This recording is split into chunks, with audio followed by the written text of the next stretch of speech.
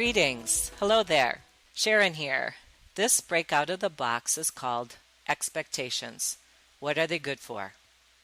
In my work with my clients who have the Enneagram Structure 1, the perfectionists, they come to me very successful in their careers and what they have created as their professional livelihoods. Yet when it comes to personal relationships and matters of the heart, their experiences are not thriving in the same manner. So the question is why? We're going to explore that.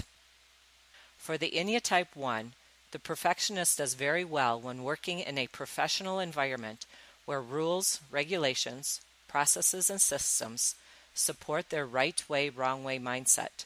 They thrive where the expectations for the outcome is met or exceeded, and thus the controlled environment is a good fit when everything is going according to their high internal standards to uphold the established rules.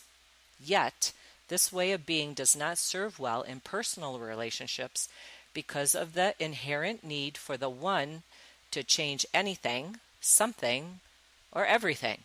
Yet the rules in a personal relationship where the heart can get hurt are not as clearly defined as in a professional environment. As the one engages in continuous improvement in a relationship, it is often met with resistance by the partner who does not want to or see the need for this for themselves. This often creates unrealistic expectations and misunderstandings between the couple. A client of mine, Sam, was experiencing this exact scenario repeatedly throughout his life with multiple unsuccessful relationships, and he didn't know why. When we started working together, his desire was this: to be able to recognize when my emotions of rejection and disappointment are dictating my actions and keep me limited. Guarded was his term. This played out in an amazing self-discovery that opened his awareness of how his thinking and acting created the disruptive behavior pattern in his personal relationships. So this is the scenario. The relationship would start out relaxed and fun, each curious and interested to learn about each other, playful and attentive. As the relationship grew and moved into a mutual commitment, the expectation for certain behavior and how the relationship should look became the predominant energy. My client began to recognize and observe the expectations he unconsciously held for his partner, and for her to respond and behave in a particular manner for him not to feel rejected or disappointed. Because he was guarded in how he was communicating, not fully opening up himself, some of his perceptions to his partner's reactions and responses was seen as not being totally upfront and truthful.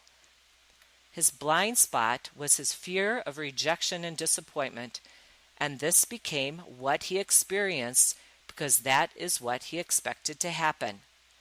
It becomes a self-fulfilling prophecy and a vicious cycle.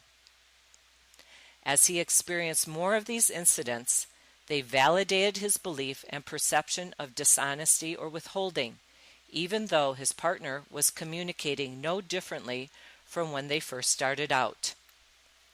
The attraction, desire, and his need to be in the relationship created a frantic energy to want reassurance, a promise and guarantee of an equal, devoted love from his partner. His communications changed, pushing for a commitment and attempting to feel a greater sense of security that he was not feeling. Disappointment and frustration built up and fueled the energy as his partner was not meeting his relationship expectations. He started to think, here we go again, another unsuccessful attempt at love.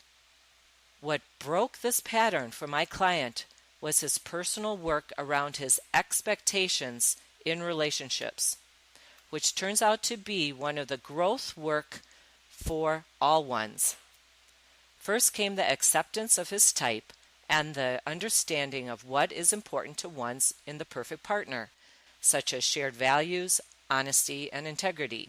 These are great qualities to be experienced together in a state of awareness, not as an expectation in an ego state of mind. This is where it shows up as unhealthy behavior that causes trouble, such as the expectation of loyalty driven by the energy of jealousy, or the mistaken belief that your partner can be a compensation for your own lack of perfection, if you happen to hold this unconscious belief.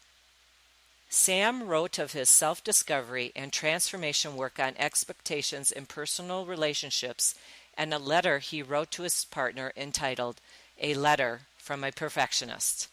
Click on the link to read his powerful, amazing, heartfelt story. So here are some ways to support yourself if you are one in relationship. 1. Learn to be present in the moment and go with the flow as you grow together. 2. Be aware of placing your own standards on the other person and expecting them to live by those rules. 3.